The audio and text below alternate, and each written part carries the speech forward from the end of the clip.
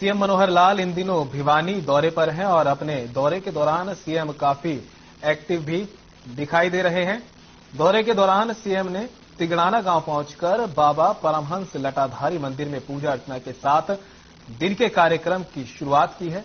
तिगड़ाना में एयरफोर्स के जवान के अंतिम संस्कार में भी सीएम मनोहर लाल शामिल हुए और अधिकारियों को निर्देश दिए कि दोनों बच्चों की पढ़ाई के लिए पूरी व्यवस्था की जाए। सीएम ने धनाना गांव पहुंचकर जनसंवाद कार्यक्रम के दौरान चिरायु योजना के लाभार्थियों से भी मुलाकात की है। तो वहीं तिगड़ाना में किसानों से सीएम मनोहर लाल मिले हैं और बारिश के चलते खराब हुई फसलों का जायजा लिया। साथ ही कहा कि खराब फसल की स्पेशल गिरदावरी करवाकर मई महीने में किसानों को मुआवजा दिया जाएगा। सीएम मनोहर लाल ने गोल्डन गर्ल नीतू घनघस के गांव धनाना पहुंचकर नीतू घनघस को लड्डू खिलाकर जीत की बधाई और आशीर्वाद दिया। जिसके बाद सीएम मनोहर लाल बिलियारी गांव भी पहुंचे, जहां उन्होंने जनसंवाद कार्यक्रम के तहत लोगों की समस्याएं सुनी और बताया कि गांव के विकास के लिए 2.5 करोड़ रुपए की राशि मंजूर की गई है। तो वहीं धनाना गांव में भी सीएम ने जनसंवाद कार्यक्रम में पहुंचकर लोगों की समस्याओं को सुना। सीएम ने कहा कि गांव की 6 एकड़ जमीन पर परचेज सेंटर का निर्माण होगा।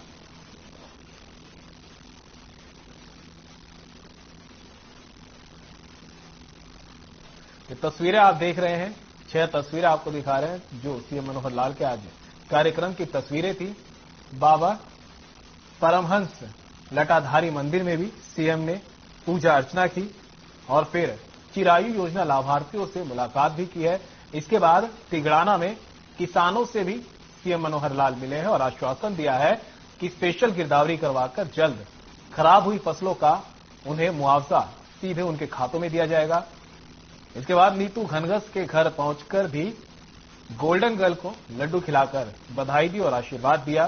तो वहीं सीएम मनोहर लाल ने बलियाली गांव में जनसंवाद किया और लोगों की समस्याएं सुनी। इसके साथ धनाना में भी जनता दरबार लगाया और सीएम ने लोगों की परेशानियों को सुना, जिसके बाद संबंधित अधिकारियों को निर्देश दिए कि सभी अधिकारी समस्याओं का जल्द से जल्द निस्तारण करें।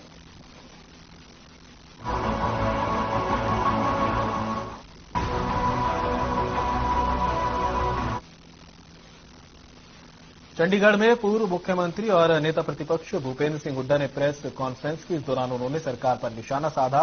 हुड्डा ने कहा कि बजट के आंकड़े आरबीआई से मैच नहीं हो रहे हैं, साथ ही पोर्टल न चलने से किसानों को भी भारी परेशानी हो रही है। भूपेंद्र सिंह हुड्डा ने यमुनानगर में विपक्ष आपके समक्ष कार्यक्रम पर भी अपनी बात कही। उन्होंने कहा कि यमुनानगर में कांग्रेस का सफल आयोजन रहा और 2024 में कांग्रेस अपनी सरकार बनाएगी।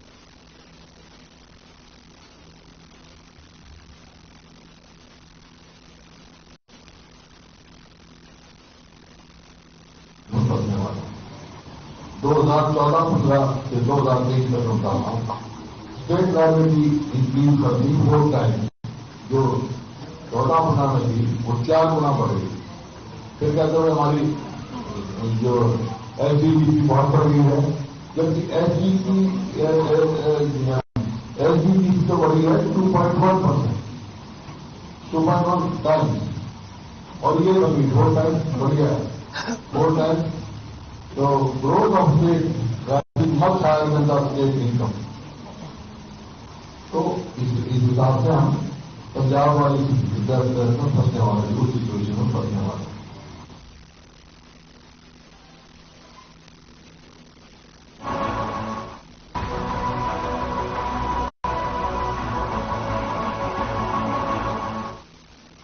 साइबर सिटी गुरुग्राम में पीएमओ में उच्चाधिकारी का रिश्तेदार बताकर गुरुग्राम पुलिस के एसएचओ को धमकी देना एक युवक को महंगा पड़ गया।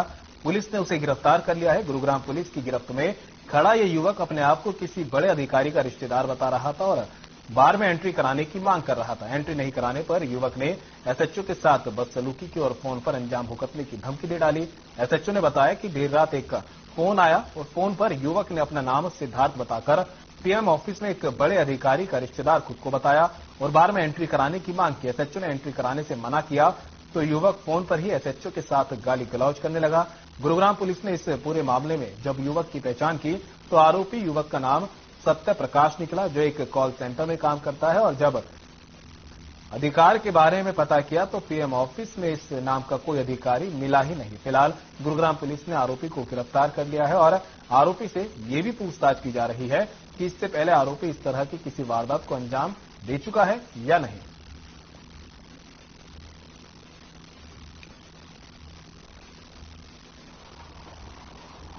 पीएमओ में तैनात एक अधिकारी का फर्जी तौर पर रिश्तेदार बताने वाले व्यक्ति को हमारी एसएचओ सेक्टर 65 की टीम ने गिरफ्तार किया है। उसने जो 1 और 2 की रात को लगभग 2 बजे के करीब एसएचओ सेक्टर 65 के मोबाइल पे फोन करके और उनको कहा कि भी मेरी शराब के आते में एंट्री कराओ। जब उन्होंने इस चीज से मना किया और बताया ये मेरा काम नहीं है, तो उन्होंने अभद्र भाषा का प्रयोग किया, उनको धमकाया और ये कहा कि मैं अधिकारियों को लेके वहीं आ जाऊंगा। इस तरह की भाषा भी यूज की। कैमरे होने के बाद भी यार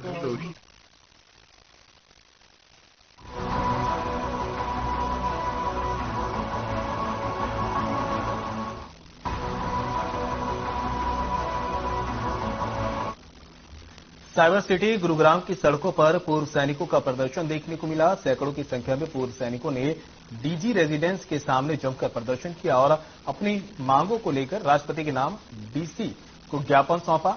देश के कई राज्यों में लगातार पुरानी पेंशन बहाली को लेकर राजनीति गरमाई हुई है, तो वहीं गुरुग्राम की सड़कों पर सैकड़ों की संख्या में सैनिक इकट्ठा हुए और प्रोटेस्ट किया। सैनिकों की मांग है कि केंद्र सरकार ने वन पेंशन वन रैंक को तो लागू कर दिया है, लेकिन अभी भी इसमें कुछ खामियां हैं, जिसको लेकर गुरुग्राम के पूर्व सैनिकों ने राष्ट्रपति, प्रधानमंत्री और रक्षा मंत्री के नाम डीसी को ज्ञापन दिया है।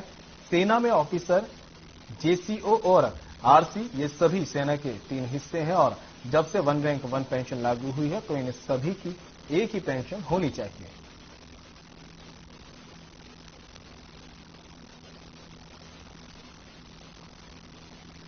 कोशिश करी, आज जो किया है देखिए, नरेंद्र मोदी जी ने, प्रधानमंत्री जी ने 15 सितंबर 2013 को रेवाड़ी डिस्ट्रिक्ट में रैली करी थी और रैली में ये कहा था कि भाई वन रैंक वन पेंशन में दूंगा और उन्होंने दिया भी। इससे पहले हमें ये नहीं मिली थी ये सुविधा, उन्होंने आने के बाद ये सुविधा हमें दी और उससे हम कुछ संतुष्ट है, लेकिन कुछ विसंगतियां ऐसी कर दी जो हमारे लिए गलत। आर्मी के अंदर क्या होता है, अफसर, जेसी और ओआरसी 3 सीढ़ियां होती हैं और 3 सीढ़ियां जब तक एक साथ नहीं रहेंगी तो काम भी अच्छे नहीं होते। लेकिन अब जो हरकत हुई है इस ओआरओपी 2 में वो गलत हुई। ओआरओपी को लेकर हमारी मुख्य मांग है, सबसे पहले एमएसपी जो है वो एक हार्डनेस के ऊपर है और वो सबको समान होनी चाहिए। दूसरा है फिटमेंट फैक्टर, जो कि सभी के लिए, जो जवान को लागू किया जवान जेशन को 2.57, ऑफिसर्स को लागू किया 2.81, जो कि सभी का 2.81 होना चाहिए। तीसरा है वीर नारियों का जो 4th पे कमीशन में 2006 के अंदर एक नायक की विडोज की पेंशन या वीर नारी की पेंशन 3500 रुपए थी, एक लेफ्टिनेंट कर्नल की वाइफ की पेंशन 5880 रुपए थी, जो कि आज बढ़ के 72,000 पे हो गई है और वीर नारी की पेंशन अभी 9,000 रुपए पे होगी। मैं बहुत खुश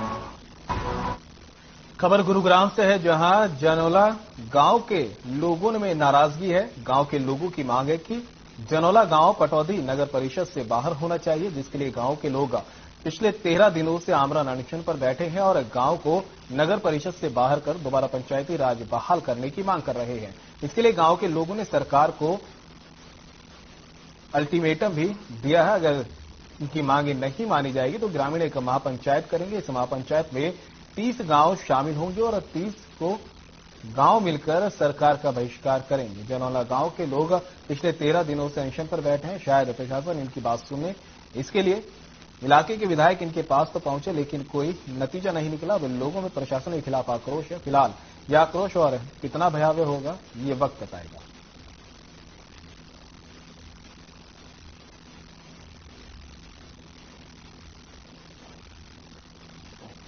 तो तस्वीरें आपको गुरुग्राम की दिखा रहे हैं, जहां पर जनौला गांव के लोग जो है प्रशासन से नाराज नजर आ रहे हैं और करीब 13 दिन इनको आमरण अनशन के हो गए हैं और ये आमरण अनशन पर बैठकर मांग कर रहे हैं कि इनके गांव को अब नगर परिषद से बाहर कर दोबारा पंचायती राज में बहाल किया जाए।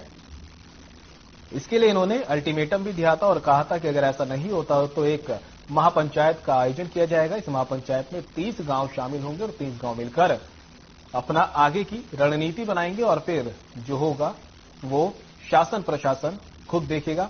जनौला गांव के लोग पिछले 13 दिनों से अनशन पर बैठे हैं और शायद प्रशासन इनकी बात सुनेगा, इसलिए इलाके के विधायक इनके पास तो पहुंचे लेकिन कोई नतीजा नहीं निकला।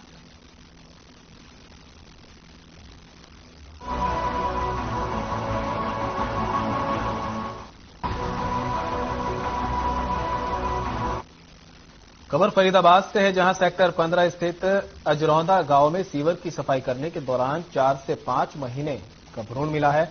वहीं इस मामले की जानकारी पुलिस को दी गई, जिसके बाद पुलिस भ्रूण के पोस्टमार्टम के लिए सिविल अस्पताल उसे लेकर गई है। वहीं इस संबंध में मामला दर्ज कर पुलिस आगे की कार्रवाई में जुट गई है। फरीदाबाद की तस्वीर आपको दिखा रहे हैं, जहां पर सेक्टर 15 स्थित अजरौंदा गांव के सीवर में सफाई के दौरान एक भ्रूण मिला, जिसके बाद इलाके में सनसनी फैल गई और मामले की सूचना पुलिस को दी गई। मौके पर पहुंची पुलिस ने भ्रूण को पोस्टमार्टम के लिए अस्पताल में भिजवा दिया है। बताया जा रहा है कि भ्रूण 4 से 5 महीने का है और अब पुलिस आगे की कार्रवाई में जुट गई है। साथ ही ये भी जांच की जा रही है कि आखिर इस भ्रूण को यहां फेंका गया है या फिर ये यहां पर बहाव से आया है। ये आगे की जांच में अब पता चलेगा।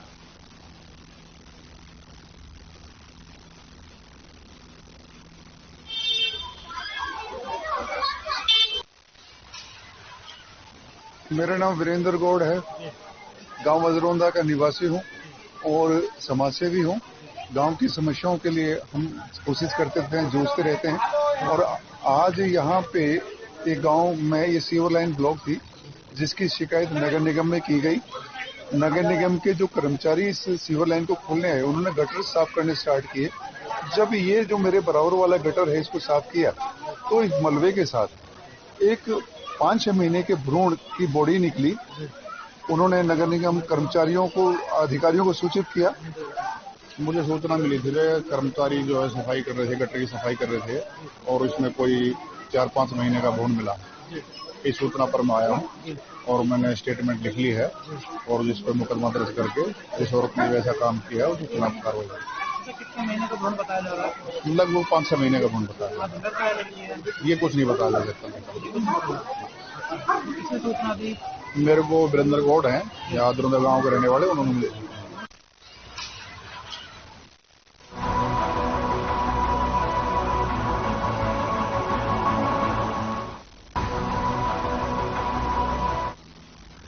हैदराबाद पुलिस ने फरीदाबाद से एक ऐसे शातिर चोर को गिरफ्तार किया है जिसने 24 राज्यों के 65 करोड़ से ज्यादा लोगों का डेटा चोरी किया था।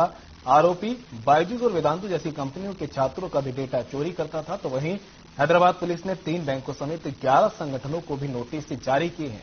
आरोपी की पहचान विनय भारद्वाज के रूप में हुई है, जो बल्लभगढ़ में रहता है। तो खबर आपको फरीदाबाद से बता रहे हैं, जहां पर हैदराबाद पुलिस ने पहुंचकर एक ऐसे शातिर चोर को पकड़ा है जो डेटा चोरी करता था। जैसे जैसे समय एडवांस होता जा रहा है वैसे वैसे अब चीजें भी एडवांस हो रही है और अब चोरी की वारदातें इस तरह की सामने आ रही हैं कि अब डेटा भी चोरी होने लगा है। और ये डेटा भी कोई छोटा मोटा चोरी नहीं हुआ, करोड़ों की संख्या में इस डेटा को चुराया गया है। बताया जा रहा है कि आरोपी बल्लभगढ़ का रहने वाला है।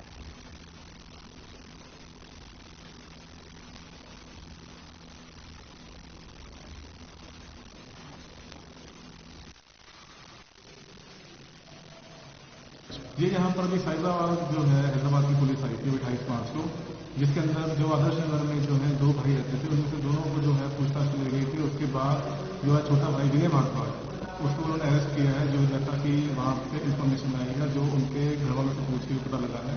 तो ये साइबर फ्रॉड के अंदर की वो डाटाबेस जो है सार्वजनिक स्थानों का या और भी जो चीजें थी उस डाटाबेस जो है लीक करता था। तो उसके लिए जो है वो उसको जो है गिरफ्तारी की गई है।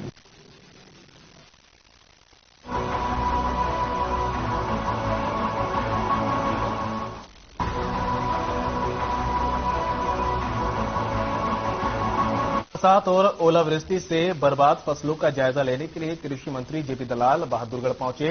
यहां उन्होंने गांव छारा, भापडौदा और खरहर के खेतों में जाकर खराब हुई फसलों की जानकारी ली और मौके पर मौजूद अधिकारियों को फसलों की विशेष गिरदावरी करने के आदेश दिए। कृषि मंत्री जेपी दलाल ने किसानों से सीधा संवाद किया और उनकी बर्बाद हुई फसल के बारे में जानकारी ली। कृषि मंत्री जेपी दलाल ने बताया कि ओलावृष्टि और बरसात के कारण खराब हुई फसल की विशेष गिरदावरी के आदेश दिए गए हैं ताकि किसानों को समय पर उनकी बर्बाद फसलों का मुआवजा दिया जा सके।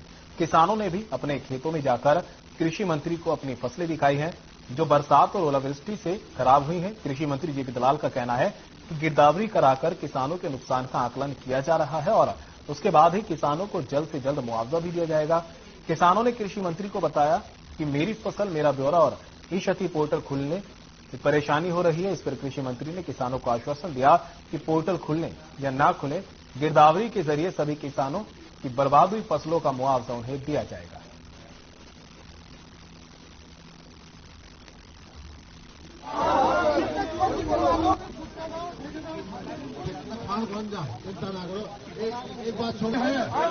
तारा और आसपास के कई ग्रामों में ओलावृष्टि, तेज बारिश, आंधी से बहुत फसल का नुकसान हुआ है। मैं अधिकारियों को लेके इसकी सही गिरदावरी हो जाए, सही इनको प्रॉपर्टी हो जाए, सही मुआवजा मिल जाए, इसलिए मैं आया हूं। और किसान संकट में है, हरियाणा सरकार पूरी मदद इनकी करेगी और मैं इसी अलग अलग जिलों में जाकर के जहां जहां फसल खराब हुई है अधिकारियों को लेकर के वहां जाता हूं ताकि किसानों की मदद हो सके।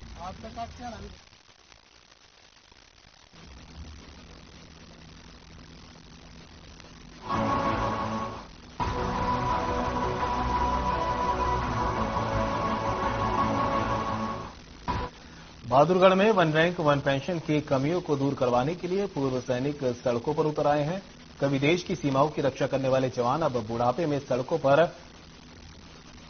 इकट्ठा होकर अपने लिए आवाज बुलंद कर रहे हैं। बता दें कि प्रदेश में शहीद भगत सिंह पार्क से लेकर लघु सचिवालय तक सैनिकों ने प्रदर्शन किया और देशभक्ति के नारे लगाते हुए प्रदर्शनकारी पूर्व सैनिक लघु सचिवालय तक पहुंचे। इस दौरान प्रदर्शनकारियों ने अपने हाथों में वन रैंक वन पेंशन की कमियों से जुड़ी तख्तियां भी ली हुई थी।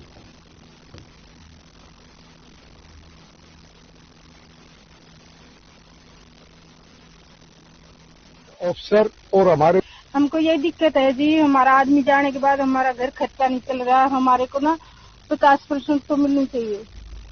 तो अभी कितनी मिल रही है? अभी हमें को 30% मिल रही है। तो क्या क्या की दिक्कतें आती हैं? कहाँ पर शहीद हुए थे? हमारे आदमी तो रिटायर आ गए थे घर पे बीमार थे। सर दिक्कत ये है, एक तो बटमैन सिस्टम वाली है।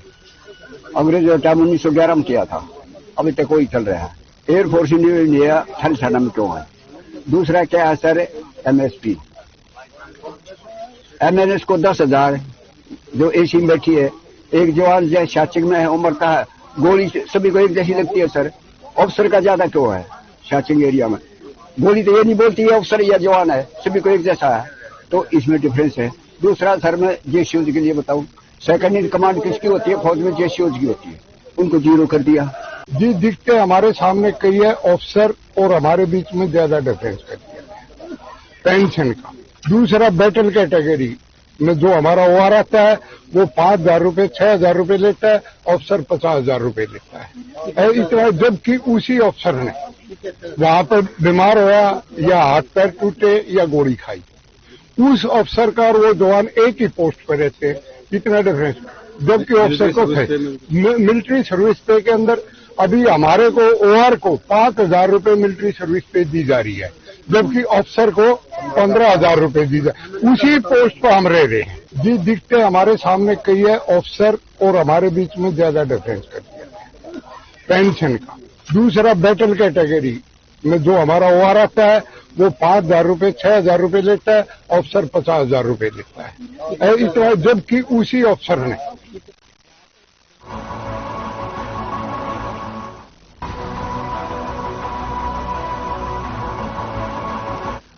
बल्लभगढ़ के अनाज मंडी में किसान अनाज व्यापारियों की मनमानी के चलते परेशान दिखाई दे रहे हैं। एक तरफ सरकार ये दावा करती है कि किसानों का एक एक दाना खरीदा जाएगा, वहीं दूसरी ओर किसान अपने गेहूं को बेचने के लिए परेशान घूम रहा है और ये सब मंडी व्यापारियों की मनमानी के चलते हो रहा है। आरोप है कि अनाज व्यापारी ने उससे गेहूं लेने के लिए कहा, लेकिन अब खरीद नहीं हो रही है। किसानों का कहना है कि वे अपने गांव से ट्रैक्टर में गेहूं की फसल लेकर आए थे, लेकिन 12 घंटे से भी ज्यादा का समय होने के बाद भी उनका गेहूं मंडी में ही पड़ा हुआ है, मगर कोई व्यापारी उसे खरीदने को तैयार नहीं है।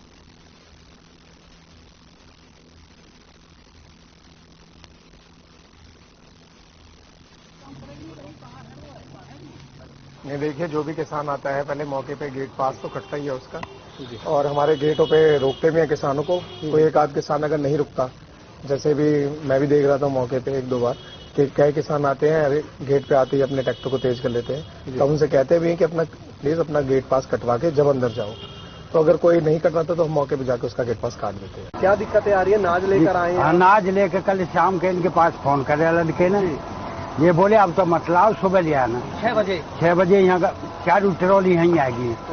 नहीं कोई गेट पास, वो तो गेट पास हो मत हो, बाकी इन्होंने ये खाली करवा लिया। अब सारे दिन हम यहीं पड़े रहे बाप बेटे, अभी तक इसका कोई सलूशन नहीं हो पा रहा।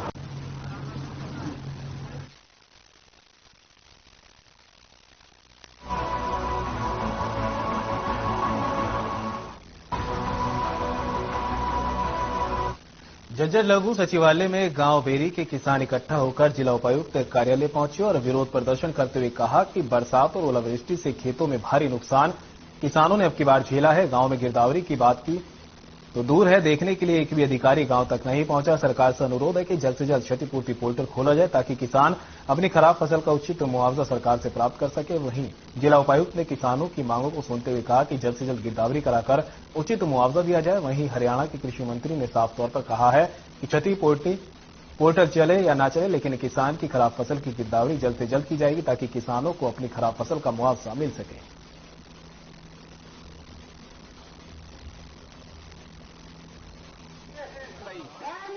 बारिश से ओलावृष्टि से हमारी फसल खराब हुई है, उसका 1000 रुपए प्रति क्विंटल मुआवजा, और जो बिल्कुल पूरी बोनस जो पूरी तरह खराब हो चुकी है उसका 25,000 रुपए मुआवजा चाहिए हमारे। हमने आश्वासन दिया कि आपकी मांगे पहुंचा दी जाएंगे, जल्दी आपकी समस्या उठा दी जाएगी। आप सबको पता है बरसात और ओलावृष्टि से जो किसानों की फसल बर्बाद हुई है उसके मुआवजे के लिए सभी जिला झज्जर के किसान यहाँ आज इकट्ठे हुए हैं और डीसी साहब को मांग पत्र ज्ञापन दिया है। डीसी साहब ने बताया भी है, वो खुद ही पहले से ग्राउंड में ऑन ग्राउंड जाके देख भी रहे हैं और सरकार के पास हमारा मांग पत्र भेज के उचित कार्रवाई करने के लिए बताया है। इसमें हमारी मांग मुख्यतः ये है, एक तो ई पोर्टल है वो 15 तारीख तक खोला जाए। सबसे बड़ी समस्या तो ये है, आज भी काम नहीं कर रहा है। बेरी में हमने सुबह उधर मुआयना किया, पता किया था, तो ई पोर्टल खुलना चाहिए।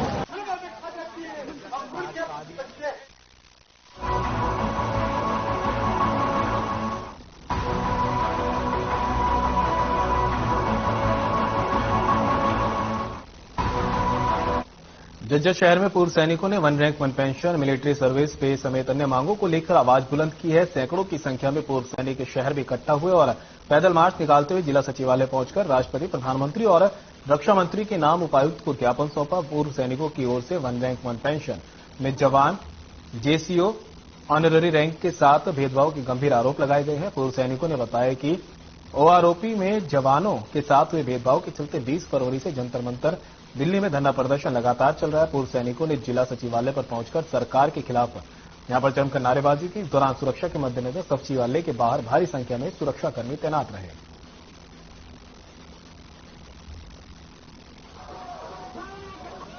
की जायज मांगों के लिए धरना प्रदर्शन चल रहा है लगातार 44 दिन से। और आज का जो प्रोग्राम था वो 766 के करीब जो डिस्ट्रिक्ट है पूरे भारत, उसमें मणिपुर से लेकर जैसलमेर और कश्मीर से लेकर अंडमान निकोबार तक ये जवान जो छोटे रैंक के सैनिक है, जो जवान जैसे कहे जाते हैं, जो सेनाओं का तकरीबन 97% हिस्सा है, ये उनके साथ में भेदभाव, ये बाबा अम्बेडकर का जो संविधान है समानता का अधिकार आर्टिकल 14 के अनुसार भी ये बहुत बड़ा भेदभाव। जैसे हमारी 1 रैंक 1 पेंशन है वो कम उम्र में जो रिटायरमेंट आते हैं सैनिक उनके लिए थी, पर यहाँ पर गुमराह करके जो सेना के अधिकारियों ने वो अपने आप ले ली।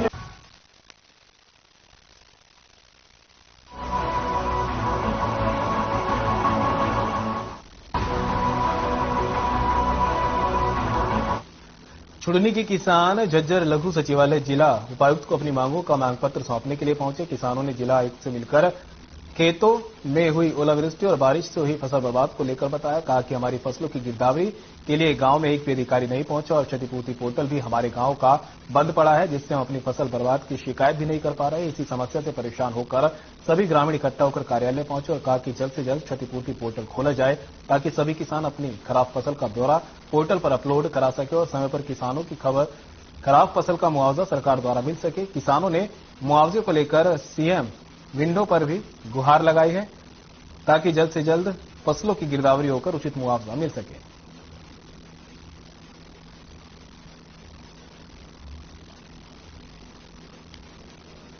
हमारी जो फसल खराब हुई है, बारिश की ओलावृष्टि हुई है, काफी 80% हमारी फसल खराब हो चुकी है।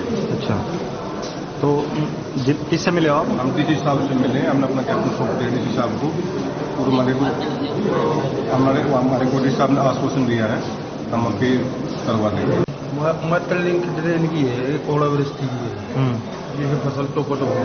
अच्छा, और मटर लिंक ड्रेन ऐसी है जो केसीबी में मिलाई थी, वो उसकी बंदाई की थी। कितनी एकड़ जो है फसल बर्बाद हो चुकी है? फसल तो बहुत घनी बर्बाद हो रही है, तकरीबन बारिश से तो सारी हो रही है। और जो 500 एकड़ जमीन तो जो नहीं है ये जो केसीबी और मसन ड्रेन, उसकी वजह से हर साल मेरी बर्बाद हो रही है।